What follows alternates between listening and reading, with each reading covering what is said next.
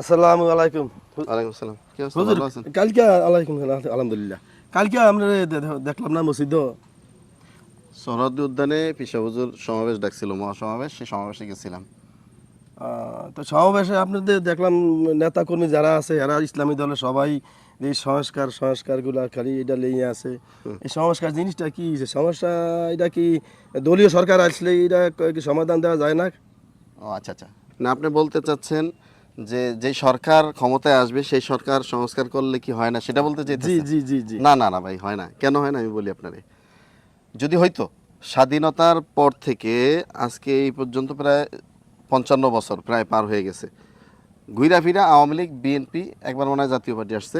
জি হ্যাঁ, যারাই ক্ষমতায় আসছে নিজেদের সুবিধা মতো তারা আইন প্রণয়ন কইরা তারা সুবিধা ভোগ করছে।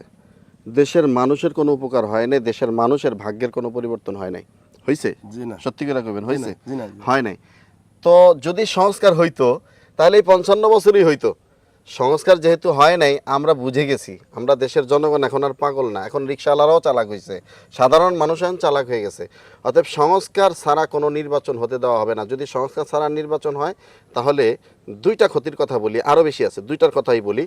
একটা হইল, ধরেন আপনারা যদি সংস্কার ছাড়া নির্বাচন করবেন, এই যে আপনারা বলতেছেন, যেই দল বলতেছে, বিশেষ করে বিএনপির ভাইরা বলতেছে যে সংস্কার ছাড়া নির্বাচন করবে, তারা ক্ষমতায় যায় সংস্কার করবেন। এখন কথা হলো, বিএনপি যে ক্ষমতায় যাবে এটার কোনো গ্যারান্টি আছে?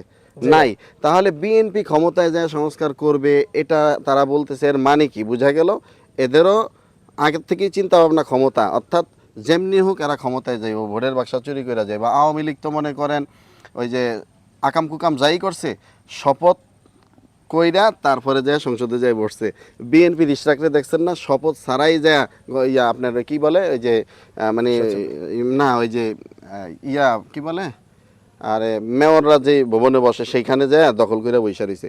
এখন এর দ্বারাই বোঝা যায় যে আপনারা কতটুকু সংস্কার করবেন, এটা আমাদের বোঝা হয়ে গেছে। দেশের সংস্কার ছাড়া মানুষ বিকল্প অন্য কিছু পথ এখন দেখছে না। কারণ হলো, আপনি দেখেন সংস্কার ছাড়া যদি নির্বাচন হয়, ভোট হয়, তাহলে কি হবে? একটা সময় পুলিশের খুব পাওয়ার ছিল।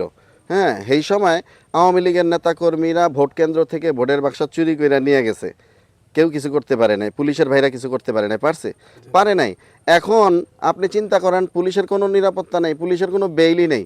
আপনারা যখন থানায় আসামি ধরে নিয়ে যায়, থানায় যায় পিটাপিটি করে পুলিশ পিটে আসামি ধরে নিয়ে আসতেছে, তাহলে বিচার করব কিভাবে? এখন দেখেন কি অবস্থা।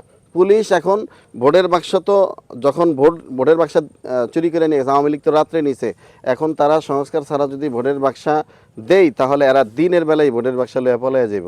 কারণ কি জানেন? কারণ আমরা দেখতে পাচ্ছি যে আওয়ামী লীগের চাইতে এদের কর্মকাণ্ড আরও খারাপ।